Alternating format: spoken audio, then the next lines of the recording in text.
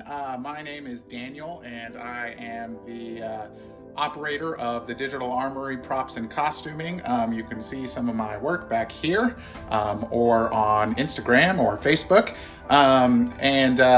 Yeah, I just wanted to kind of give you a brief introduction about who I am and how I got started. Basically, I am obsessed with digital manufacturing and how things can come from the digital world and be brought into the real world. So everything I do is always planned and started digitally and then brought into the real world, whether that's with 3D printing, CNC machining, all kinds of different techniques that we use. We direct 3D print molds, all kinds of things. So yeah, how I got started was basically like a lot of people. You know, I saw the first Iron Man movie in 2008 and was absolutely obsessed with Iron Man's suit. You can actually see the Iron Man Mark III helmet back there. And you know, I always thought Tony Stark was super cool because he had these robots that built stuff for him and things like that. Well, anyway, in 2013, I finally got to watch the behind the scenes documentary that was made about that movie.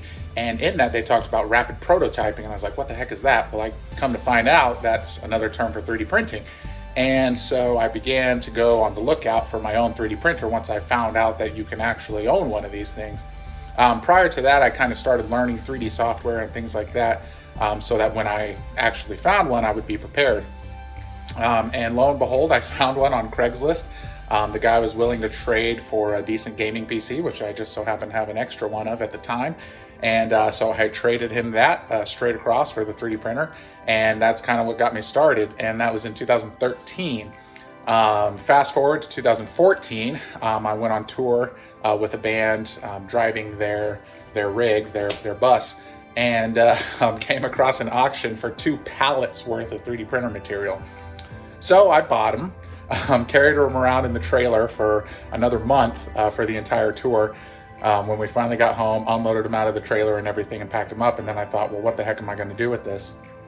So I started printing out my own stuff. Kind of the first real big project that I did was my first Ant-Man helmet from 2015 Ant-Man. It was before the movie came out. And I printed some of those and learned how to mold and cast and things like that, and sold some, and people were pretty happy with them. And so that kind of catapulted me into doing that for a living. And now I don't do it for a living anymore. I do it for fun. On the side, I do still sell pieces, but it's not for a living. I have a regular 9-to-5 job that I do as a 3D printing consultant, which all kind of started because of all this. So that's kind of cool. But anyway, yeah, that's who I am. That's how I got started.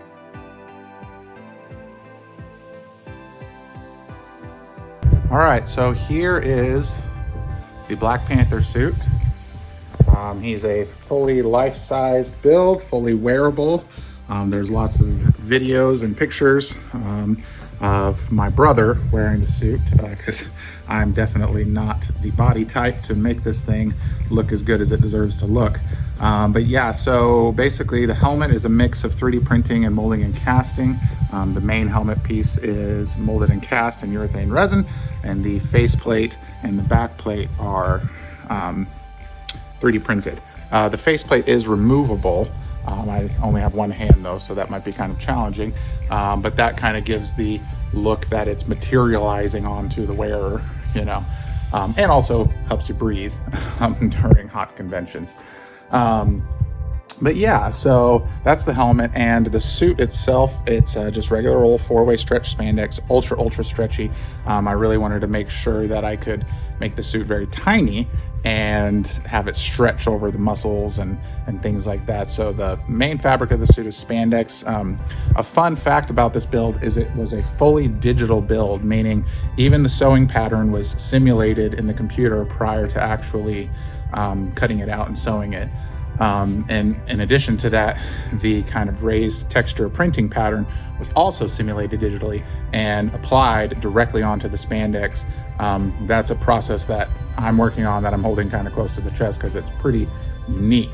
But yeah, you can see that, you know, the texture is extremely stretchy. And in fact, the spandex will actually rip before that texture peels off.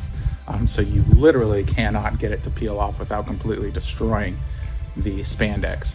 But yeah, as far as the lighting system goes here, you can see he does light up nicely and glow like he kind of does with kinetic energy in the movie. That was done by mixing UV reactive pigments in with the silicone. And then when UV light hits it, you can see here, I'll kind of block the light. See that, how it kind of changes color? So that's how that works. There are embedded LEDs in the suit, but I'm not super happy with how they look. So I do think that the UV lighting effect looks a lot cooler. And the other side benefit is that there's actually UV glow powder mixed in there. So when you turn off all the lights at night, the thing still glows. So kind of cool. And then as far as like the spiky bits like his vibranium necklace here, these are just urethane rubber that's been glued on with a special adhesive. So that it's nice and flexible. Same thing with all the flexible parts. They're all a short 30 urethane, which is pretty flexible, but not super flexible. The only exception is his gloves, which are made of a very flexible material to have a wide range of motion in the hands. He does have a reflective chrome silver muscle suit, which if you look up kind of close, you can kind of see it reflecting, you know, how the light reflects underneath the texture there. That's a full muscle suit that's glued onto a black spandex Zentai suit. There is a fully 3D printed mannequin under there that's actually based on Chadwick Boseman. And if I were to take the faceplate off, you would see that it's actually his face underneath it. So the proportions are very similar to him. Now, that being said, in the movie, they did somewhat idealize Chadwick's proportions. And so the mannequin is pretty buff underneath the muscle suit. So the muscle suit makes him look extra buff, which I actually like because I thought that he, in this iteration of the costume, looks kind of small. I think in his Civil War look, he looked much more menacing and large. So I kind of like the fact that he looks kind of disproportionately buff. But yeah, same thing with the shoes, urethane rubber, super flexible, super grippy. You can run all day in those things.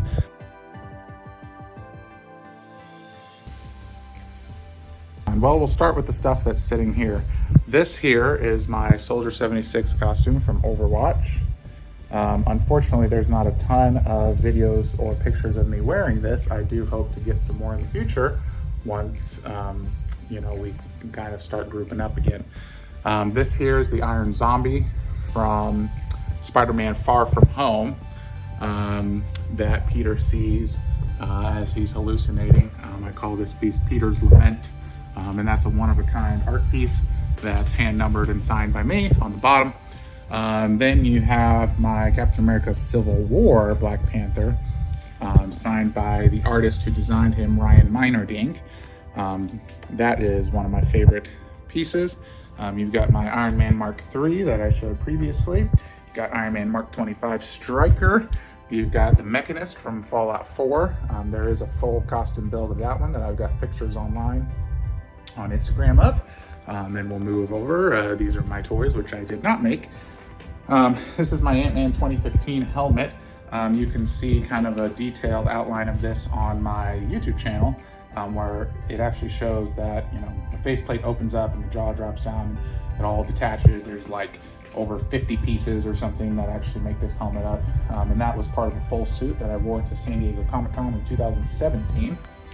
You've got my Captain America Civil War Ant-Man here. That goes appropriately with that Ant-Man. And you got an Ultron that a friend of mine cast up and I painted. That's from Earth's Mightiest Heroes, the cartoon series. Yeah, I've done a lot of other projects, a lot of Iron Man related stuff, a couple other things here and there, and that's all posted on my social media.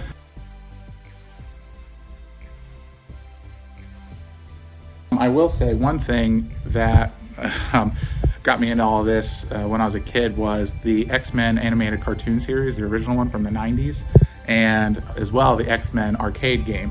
It's not playing right now, but I actually have that arcade game on my arcade cab behind me. And yeah, that kind of started, I mean, I was always a big Wolverine fan personally.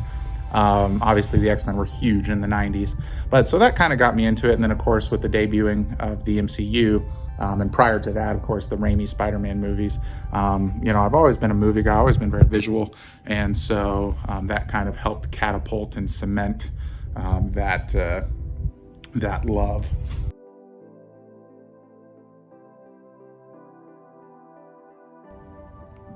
Yes, I am working on a Mandalorian from the Mandalorian TV series on Disney Plus, and that's coming along well. So I'd want to have a full Mandalorian costume done by the end of the year. The other thing I'm going to be working on is the Iron Spider from the MCU, which is going to be a very large undertaking. I'm actually going to do it like a creature suit and build it out of silicone so it looks like a second skin, and hopefully have fully moving eyes and that light up, and fully moving spider legs on the back that you can attach and remove. So it's going to be pretty intense, but I also hope to have that by the end of the year, and that as well is going to be a fully digital build. So yeah, lots of cool things coming up.